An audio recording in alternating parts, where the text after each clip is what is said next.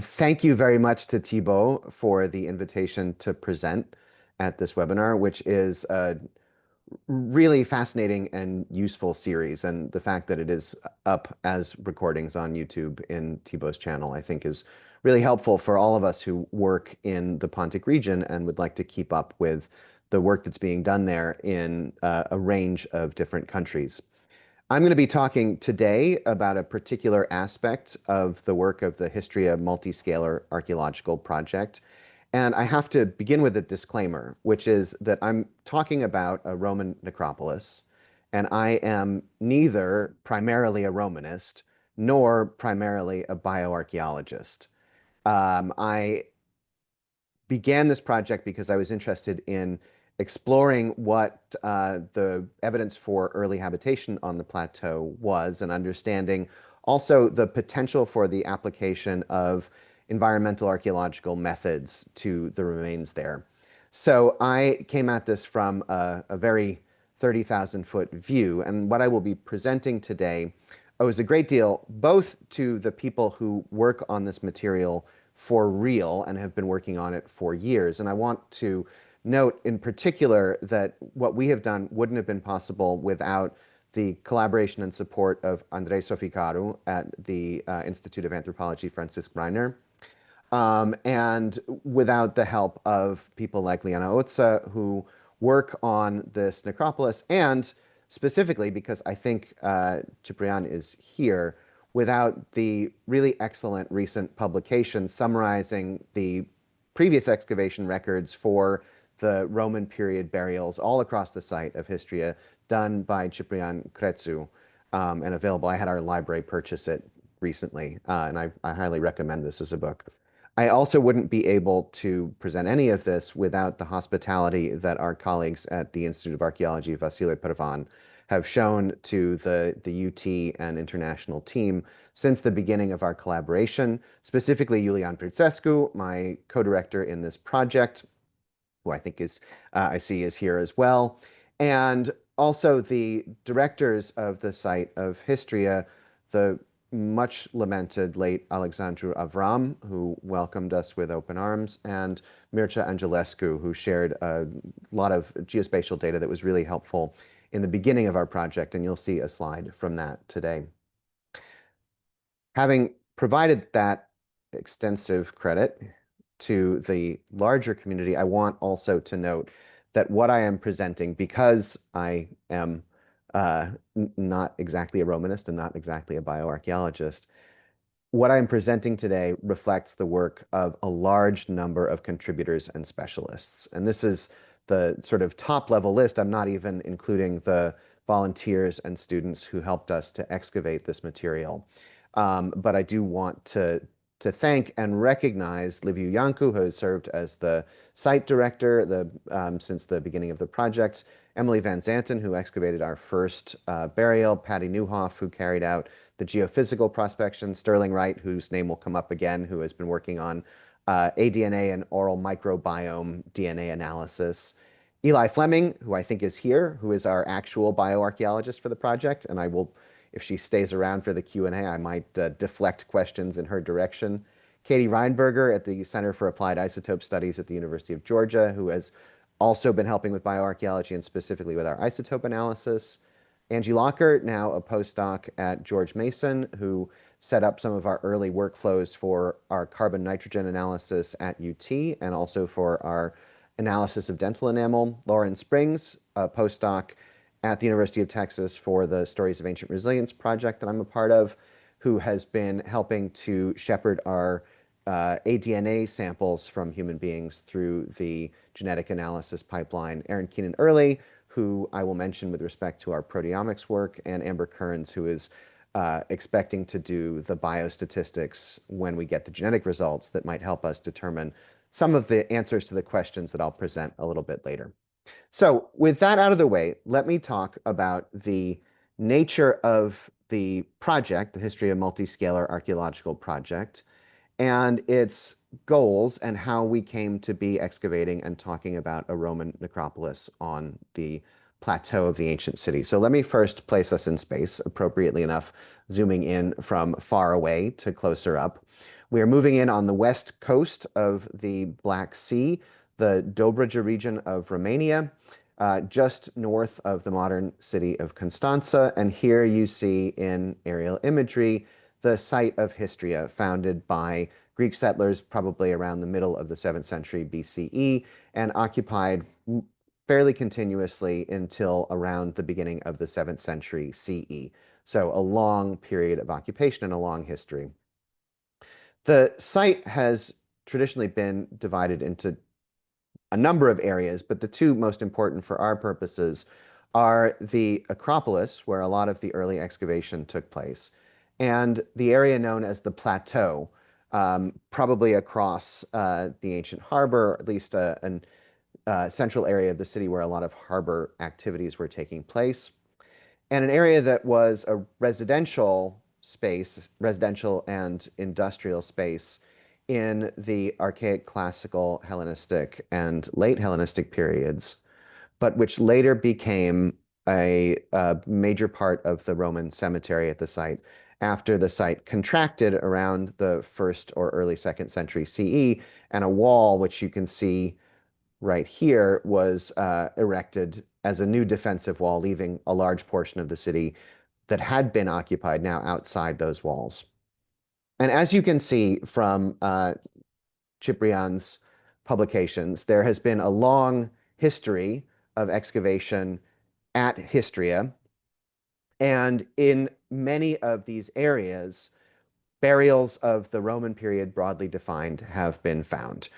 We're not going to spend much time on the Acropolis, although there are some very late burials over there as well. And we're not going to deal with this area here, where in particular the Basilica Extramuros at Histria produced the largest group of burials of the Roman period from the site. We're going to spend our time out here on the plateau, and as you can see, there was a lot of previous work around the edges, looking for the city walls, identifying in this area, Sector X, an archaic residential quarter and a Hellenistic neighborhood right nearby it, and exploring a set of pottery kilns of various periods, also up against the external defensive walls of the plateau part of the city. But there has not been a lot of excavation in the middle. These excavations all produced Roman burials. Here, these areas along the south looking for the wall, the kiln area. So it was reasonable to assume that most of this plateau was occupied by burials in the Roman period. But this was not our primary goal. What we wanted to do was to take an area of the plateau that had not been investigated, assess the visibility of remains below the surface using geophysical prospection, specifically magnetometry, which had been done at the site before, but the results of which had been, I think, somewhat, well, they had been highly debated by the researchers at Histria. So we wanted to try this again to see what we would be able to see. And we set out to do so in an area in the middle of the plateau that had been, as far as we know, subject to no prior investigation except for a few ground truthing trenches that had been placed in the context of the previous magnetometry survey that was done in the beginning of the 2000s. So we started by looking at the geophysics to see what we could see without excavating. And then the other goal of our project was to understand the state of preservation of especially organic material of various sorts on the plateau, to understand whether an environmental archaeology approach that tried to deal with animal remains, plant remains, and potentially human remains would be successful. This is an area that projects at Histria have only recently begun to expand into, but there is a really rich record and a lot of information that stands to be gained from this kind of exploration. And you'll hear me, I'll talk more about this. You'll hear me refer in a bit to the kiln trench and the road trench. We're mainly going to focus on this area right here, which we call the kiln trench, and you'll see why in a moment. So our campaigns of magnetometry produced a reasonably clear picture of what we think is a street network on the plateau, and we have tested this.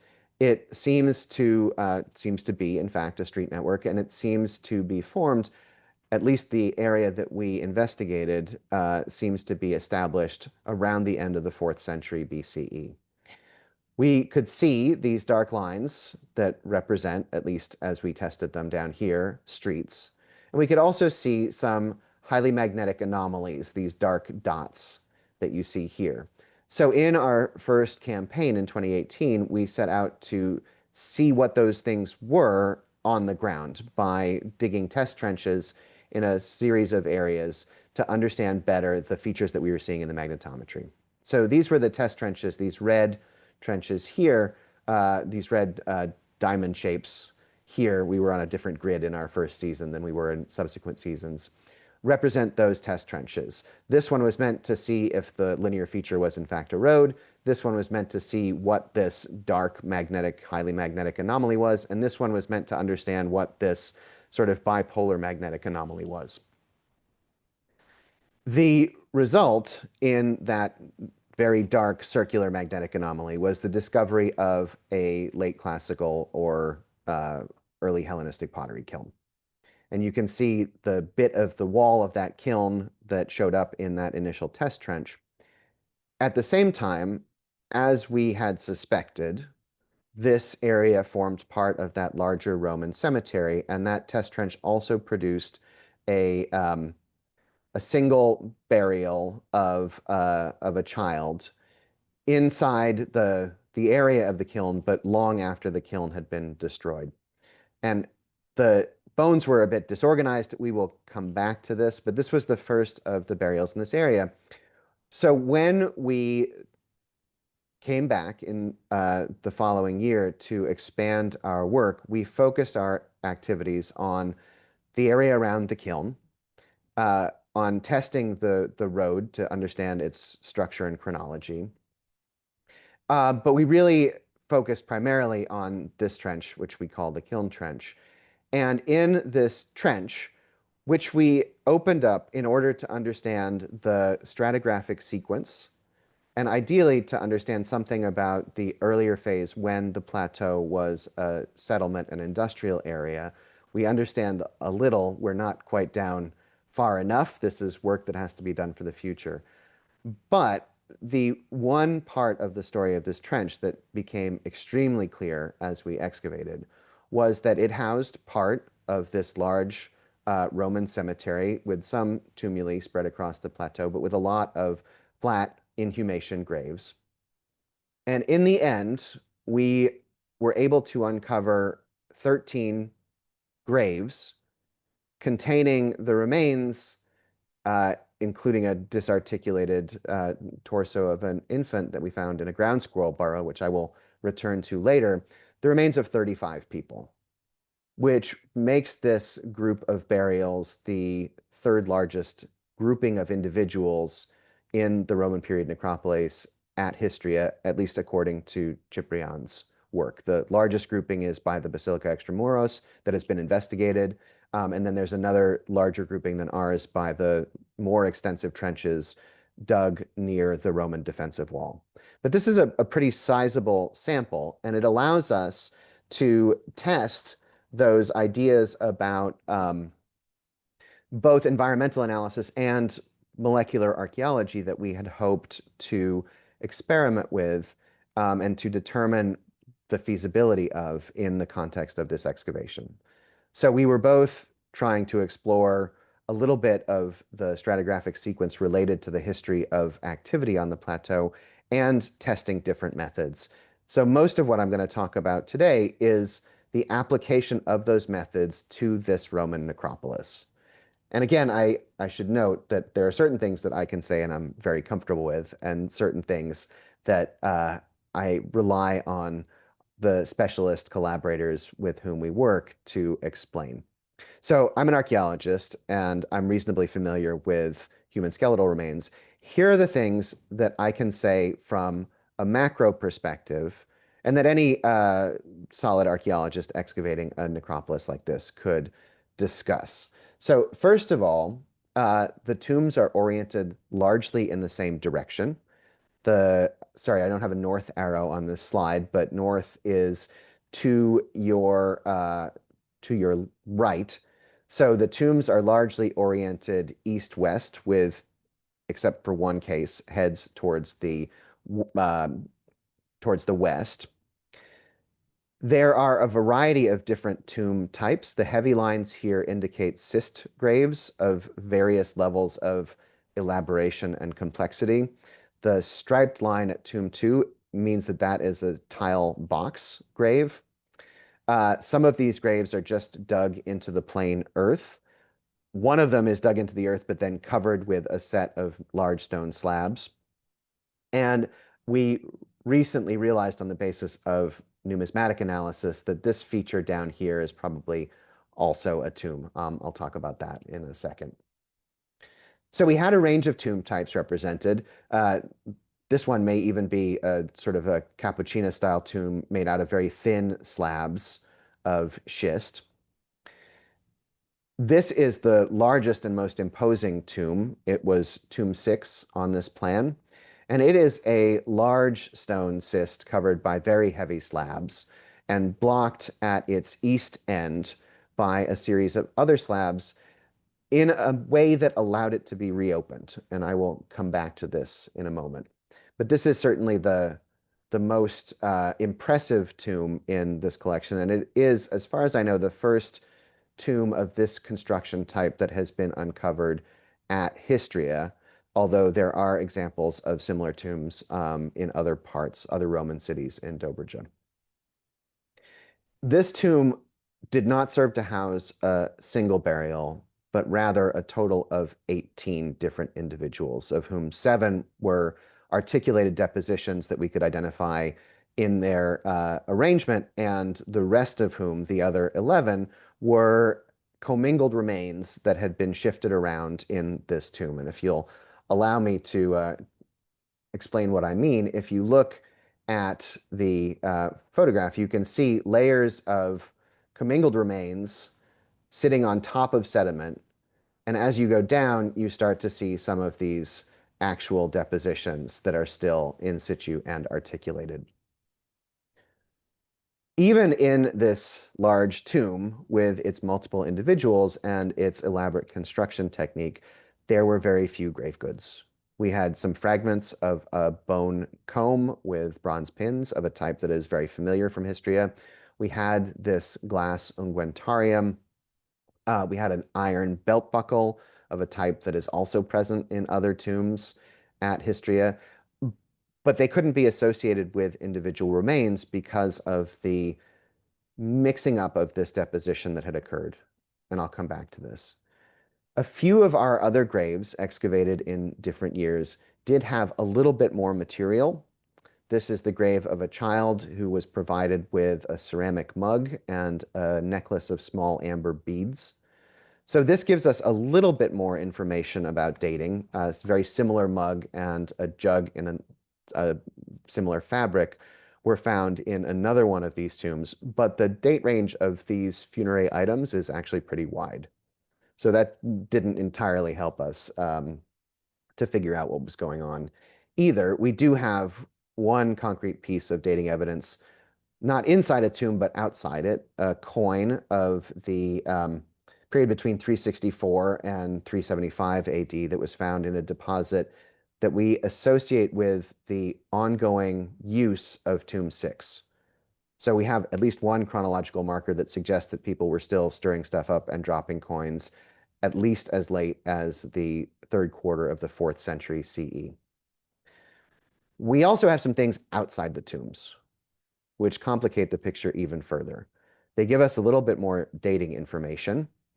We've presented in other venues before this ring-handled iron sword of a type that is familiar and in wide circulation in the steppe region and in other parts of the more Central European Danube frontier.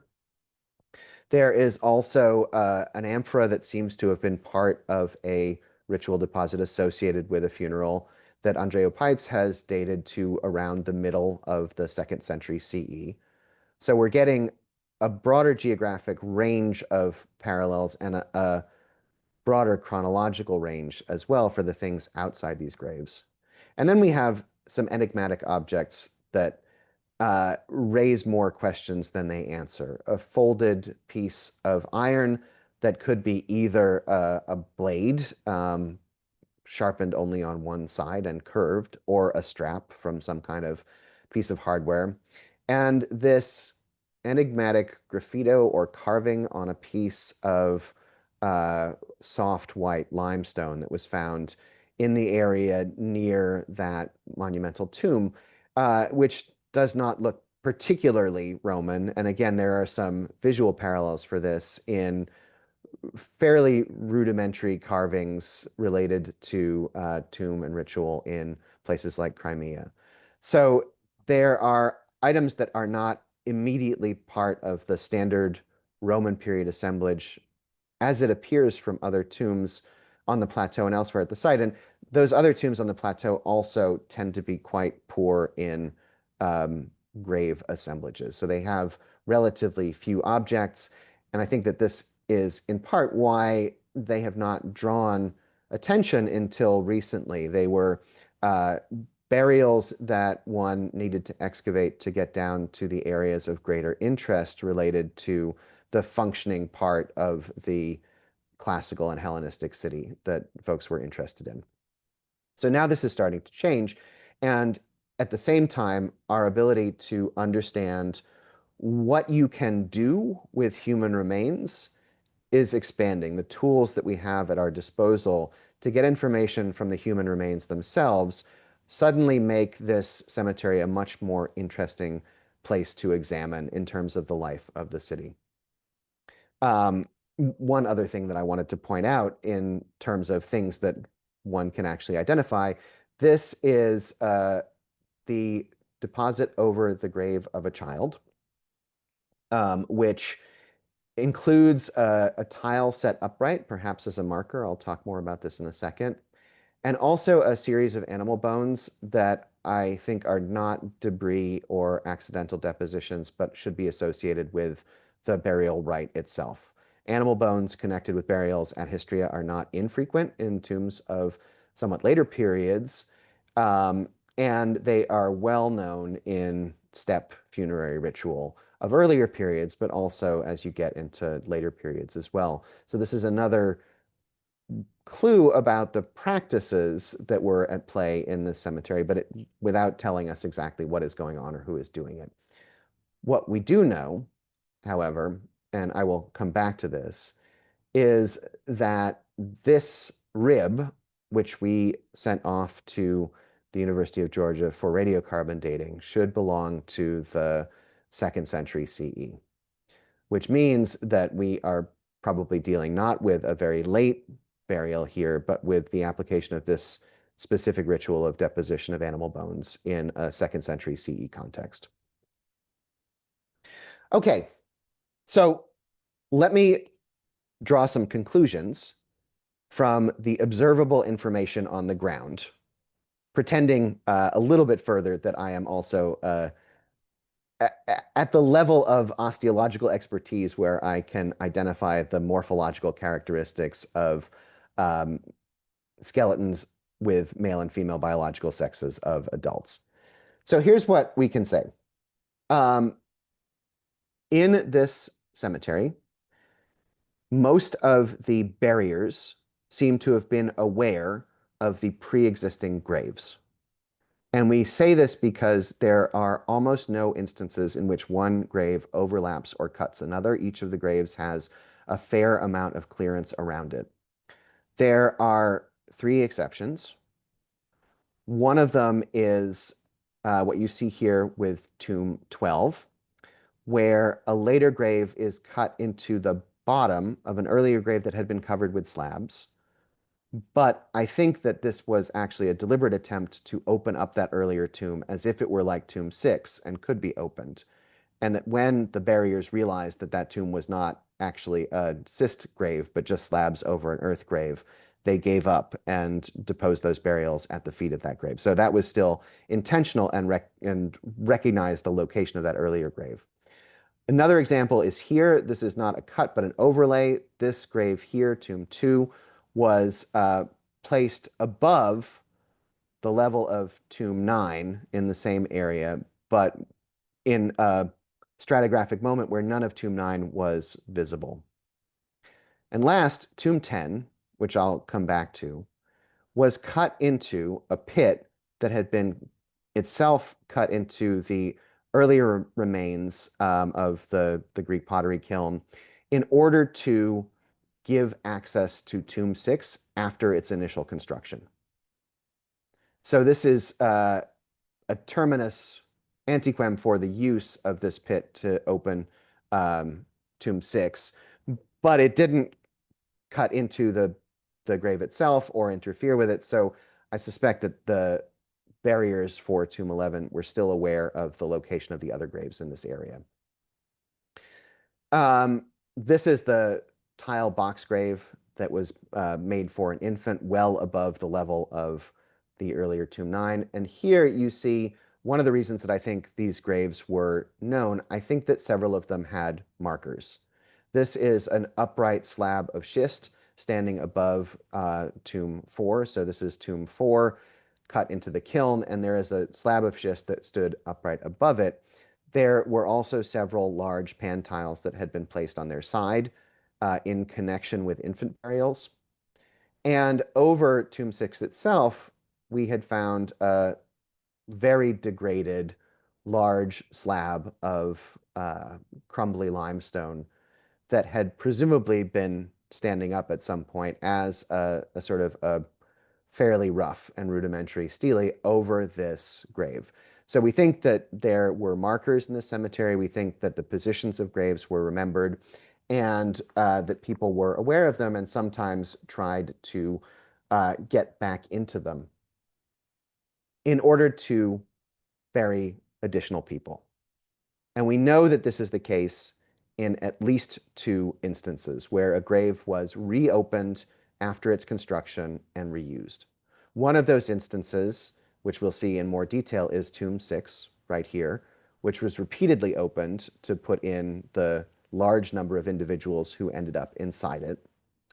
And tomb 11, which from the superposition of the bodies inside and the size of the tomb was originally made for a single occupant, this person smushed up against the side over here, and then later reopened at least once to put in at least 1 and possibly 2 individuals, an adult and a child, and then resealed.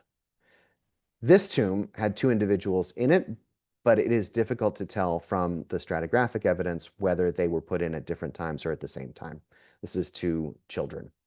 And the reuse of these tombs and the insertion of additional individuals is something that we'll come back to because it gives us one of the prompts for the kinds of things that we want to understand about this larger burial population. And I already mentioned this tomb right here, tomb 12, that was dug into the foot of tomb 11. Let me see if I've got there it is. And you can see here the arrangement. Here is the set of burials in tomb 11.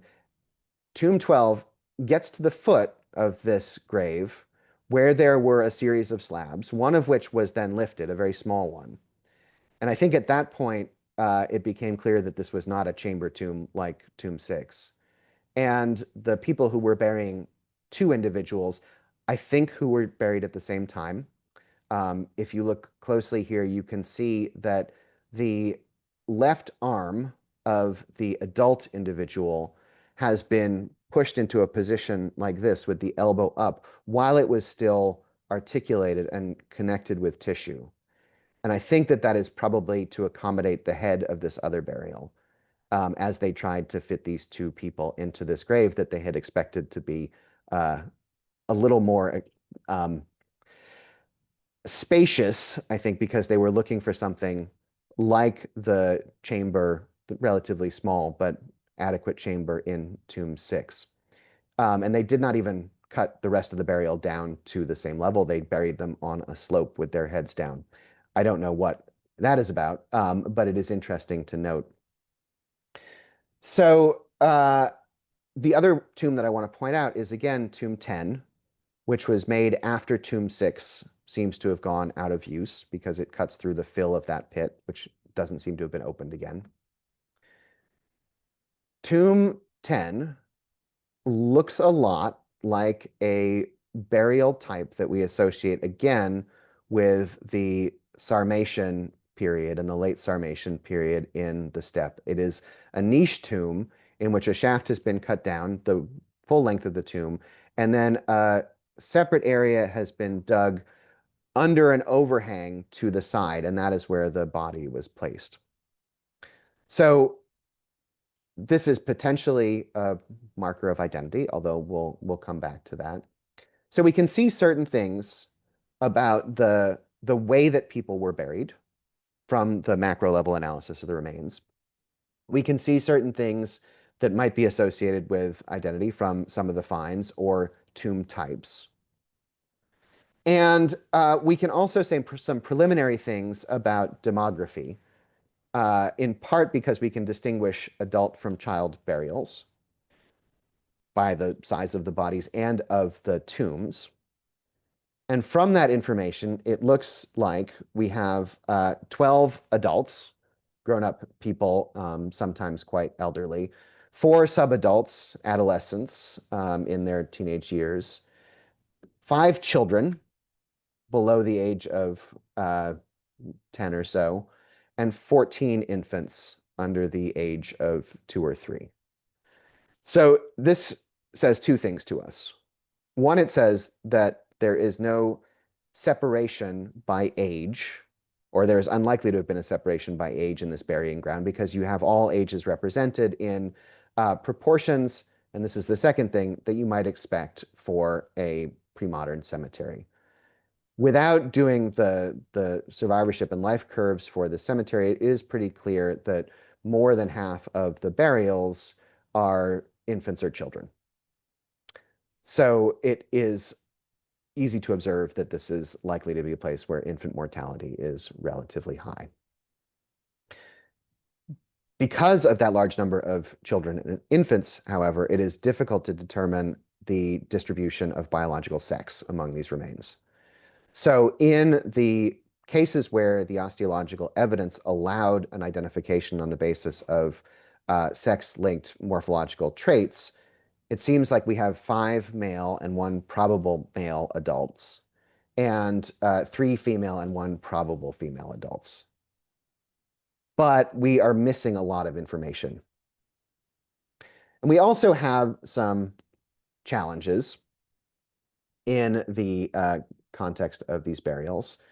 This is tomb 6 again, as we originally found it, and you can see that the front end has been blocked in a way that allows you to remove some of these stones and get into it.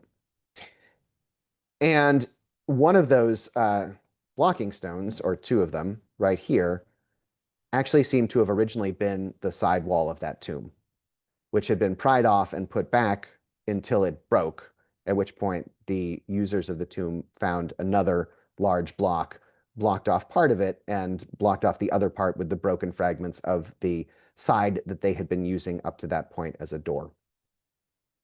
But this means that the burials inside were very scrambled, and scrambled probably not only by human activity as people went in and rearranged them, but also by the activity of water and potentially animals, which I will get to in a second.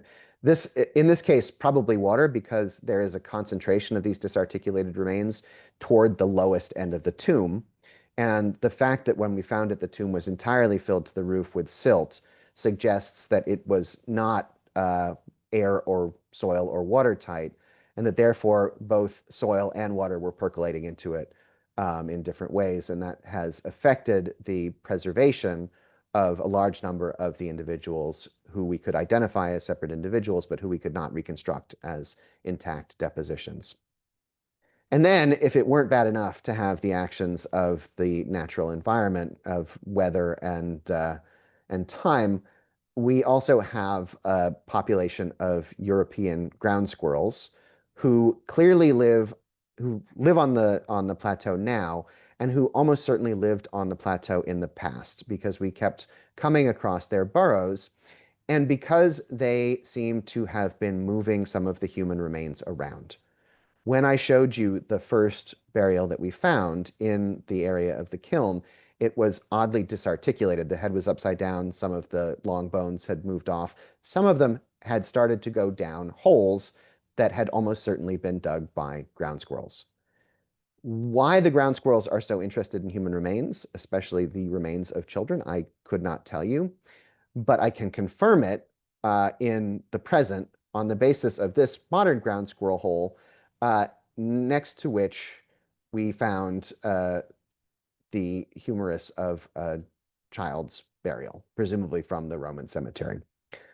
And in one case, we have a cyst grave that is entirely intact, has an infant burial, extremely well preserved, except it is missing both of its femurs.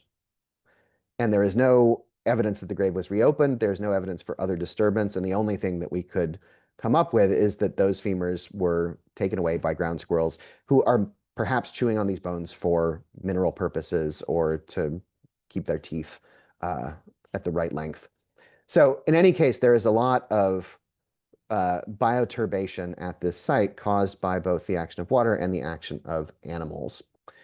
I won't talk much about another element of macro level analysis, which is paleopathology. If you have questions about that, you might ask Eli Fleming. This is something that we're still working on. I will mention some of the things that we have been finding. There is quite a lot of osteoarthritis. There are signs of metabolic disease, potential cases of scurvy, that is vitamin C deficiency. There may be a case of syphilis among our burial population. And there is some really interesting damage to teeth that recurs in a very consistent way across the population in Tomb 6 and a couple of other burials that we are exploring as a result of a particular occupational use of teeth. But I will point out one thing that Eli and Katie presented at the annual meeting of the American Association of Biological Anthropologists, or of biological anthropology, and that is these odd-looking bones here, which are not bones that belong exactly to your skeleton, but rather ossified thyroid cartilage from the area in your neck where your cartilage protects your thyroid gland. We have an unusually large number of traces of ossified thyroid cartilage for a population this size. We compared notes with Ilija Mikic, who is the bioarchaeologist at the Serbian Roman site of Viminacium, where they have dug, I think, something more than 14,000 Roman burials so far, and he only had a couple of examples. So here is a question that this raises. It's an interesting observation. You can see it. What you cannot tell from the evidence alone is how this, what was the cause of this particular phenomenon. So you have a problem with what's called equifinality. You have multiple different explanations that could go into this. You could have an accident of preservation. The preservation at the site is quite good because of the soil of the plateau, which is not very acid, and so bones survive quite well. Maybe it's just that our preservation is better, so we find more pieces of people. You could have a pathogenic factor or an environmental factor that is common to all of the people buried here that has to do with what they are eating or drinking or some part of their environment. Or you could have a genetic factor in which the ossification of thyroid cartilage at an early age is a genetic trait that is shared by a population, and this population was related. We don't know the answer to that.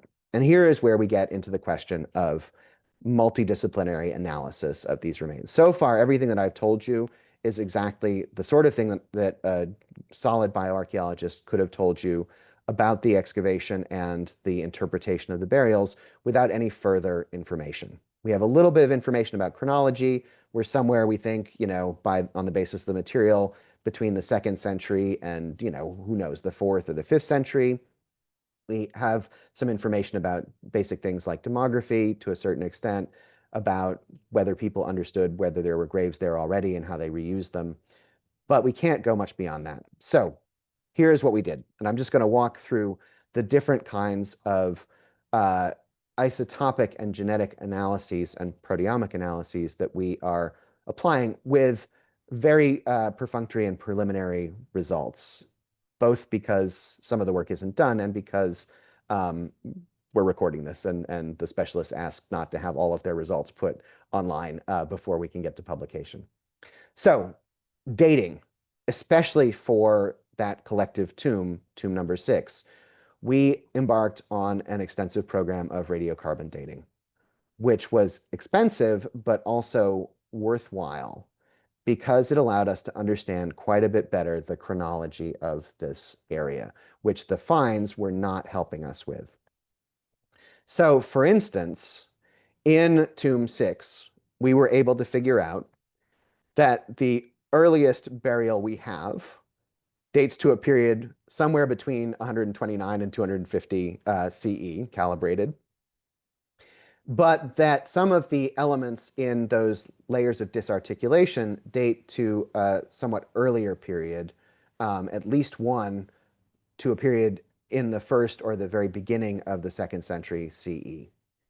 And this strongly suggests that you have the start date for this tomb somewhere around the beginning, the turn of the 1st into the 2nd century CE, and then the disturbance and disarticulation of many of those early remains. The highlighted elements here are from those disarticulated layers. They could potentially, from the dates, all belong to a single individual. It's hard to tell from the elements, but these are all bones from an adult. We have 2 disarticulated adults in that tomb. The other disarticulated adult from whom we have a bone has a different date. So this could all be one person, or it could be more than one person, or some subadults mixed in there. But you can see that you have a series of burials and that they are opening that side door of the tomb repeatedly. You can see another time period work its way in. So these time periods run all the way into the 3rd century, but if you were to graph them out, the 2nd century might be a little bit more likely.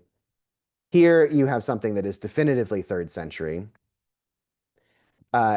You have another articulated burial that is definitively in the 3rd century. And I'm using the 95.4% confidence interval for these. So there is a 95.4% chance that the date that was retrieved from the bone falls within this date range. Then you have another individual, again, 3rd century, another individual, but now you have somewhat more likelihood that we have moved into the 4th century. So the continuous use of this tomb, starting around 100 CE and continuing at least into the 4th century, it is likely. And that at a certain point, you suspect that they broke their door. And you suspect this because you have been having burials, you can see, on both sides, sort of alternating between sides, and this burial goes in on that side. And then after that, they put in this big rock, which is really hard to move, and they block the door with the fragments, the opening with the fragments of the pre-existing door. I think that this burial, which is one of the later ones, is actually moved from over here, and I think that it might be in a coffin. We have some examples of nails from this, and this burial seems to be moved at an angle, as if you were leaning in through this small open space and trying to push it aside, so that you could put in this other burial, which is the final burial of the sequence. So this tomb is being used at least into the 4th century, which corresponds to that 4th century coin that was found in the layer associated with its activity around this tomb on top of it. We carried out an extensive program of carbon-nitrogen isotope analysis as well, covering every one of the burials that we were able to excavate as individuals, and some of the disarticulated burials, as well as some earlier burials from the Plateau with the assistance of Andrei Soficaro. Those analyses are helpful for understanding something about diet and potentially about other issues. One of the highlights of this was discovering extremely elevated nitrogen levels in a number of the small children and infants, which probably relates to nursing. And the elevation of nitrogen in small children has been used to estimate weaning ages in particular population groups in other cases, and we might be able to do some of that here. It also gives us a sense of whether people are eating meat or grain, whether they're eating grain from C3 plants like wheat or C4 plants like millet, millet being a favorite food of steppe populations again. So this gives us some insight into diet and health. When we are trying to explore the issue of identity and mobility, if we think that some of these elements of culture belong more properly to steppe environments, and we think that people moved here, we can analyze, we can explore the possibility of that mobility by looking at the strontium 87 to 86 isotope ratio in people's dental enamel. And so we have done that with a series of people in this collective tomb and some of the others as well. And here, there is some interesting information to talk about, which is that almost everybody has the same strontium profile, including the person in tomb 10, which we said was a niche grave that looks Sarmatian. There are two individuals, both female, who have different strontium profiles, and that is individual 7 in tomb 6, who dates, we think, maybe to that sort of early 4th century range, and the first burial in tomb 11. And those people both have slightly lower values than the baseline that everyone else seems to set here. So one of the other things that we really want to know is whether we can determine biological sex to get better demographic results. We've been applying proteomic technologies, again, to dental enamel, cheaper than genetic analysis, to see if we can identify sex-linked peptides that form in dental enamel and that you can find with traces of X and Y chromosomes or just of X chromosomes with mass spectrometry. So what you have here is the initial results, which gave us one XY and a whole bunch of indeterminates. And I'll come back to this in a second. We've also published the results from one of the early attempts that we made on this with that first burial from the kiln area. Finally, we are trying to understand the population genetics of this burying group, less in terms of where they came from or what other groups in geographic space they might be affiliated with, more in terms of how they are related to each other. What we really want to know is whether you have a single extended family group burying in this area over the course of 400 years, or 300 years, depending on where you draw your lines, or whether you have multiple unrelated groups, or whether you have some of one and some of the other. There seem to be two phases of burial in tomb 6, for example. Is that one family and then later another family reuses their tomb, or is it multiple generations even after a gap of the same family? So our genetic results seem to have produced enough DNA material for sequencing, but we are waiting on the sequencing. We don't have those results yet, but we are looking forward to them. And we focused, because those are really expensive, on relationships within tomb 6, this guy, to see if he is related to anybody else in this area.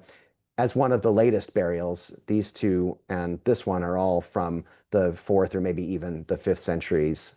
Well, actually from the 5th or even the 6th century CE.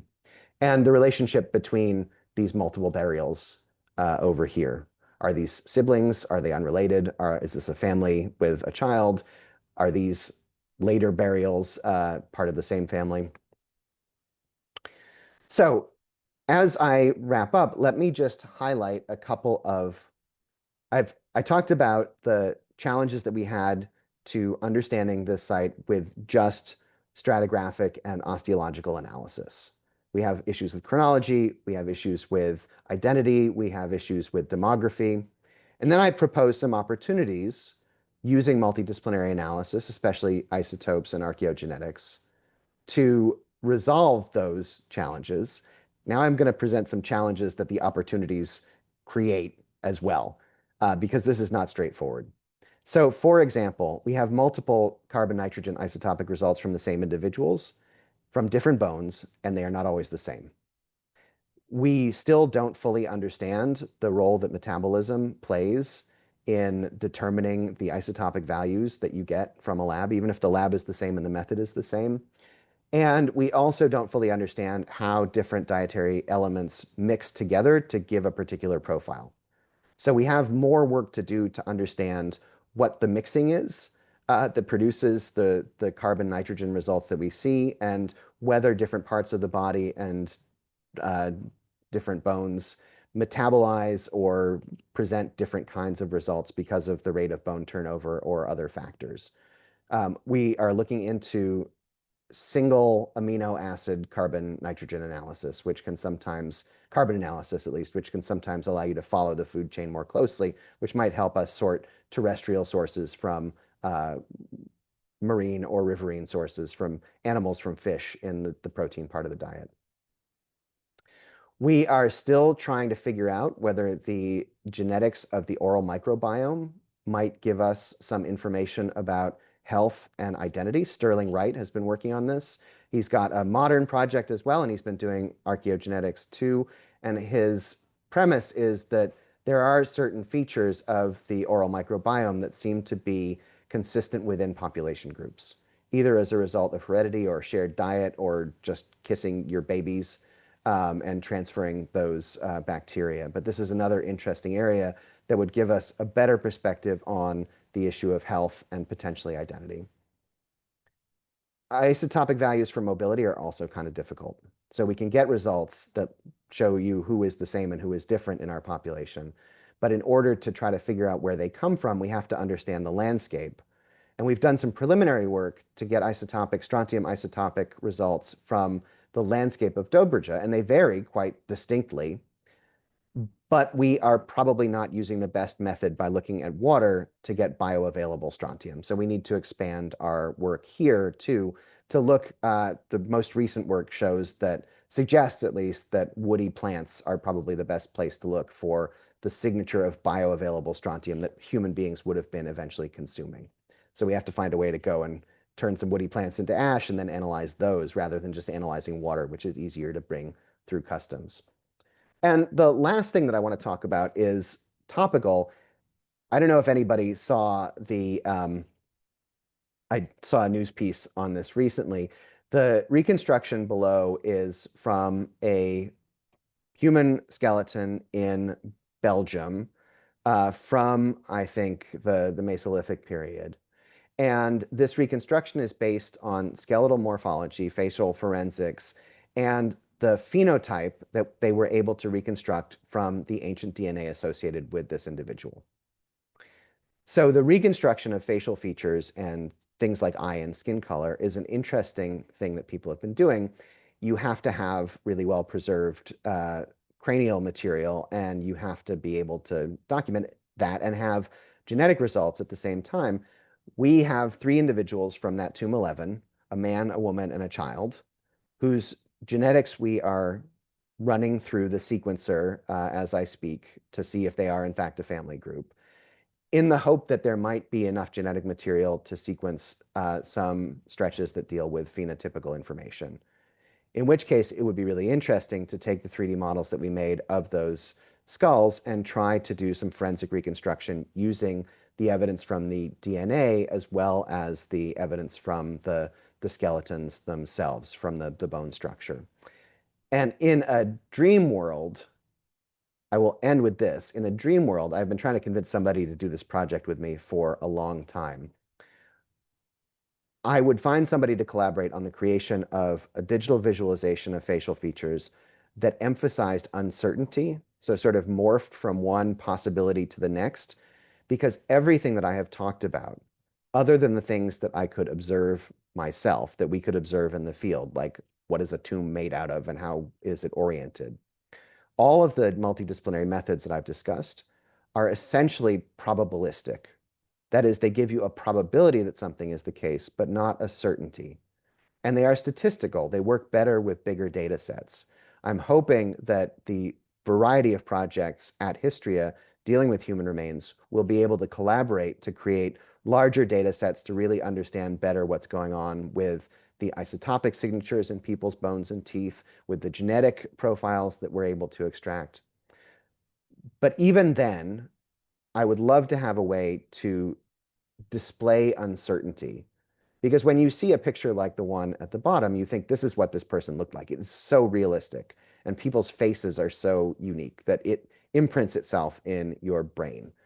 But of course, all of those are estimates and assessments of probability on the basis of the genome. We don't actually know how, in this particular individual's case, those phenotypical elements were expressed. So this is what I want to end with. The multidisciplinary approaches bring a lot of opportunities. They solve some challenges that we had before, but they also pose their own new challenges. And we have to be reminded that they are not producing mathematical certainty when we apply them to archaeological remains, but simply probabilities that we then need to take into account as we carry out our archaeological and historical reconstructions. Thanks very much.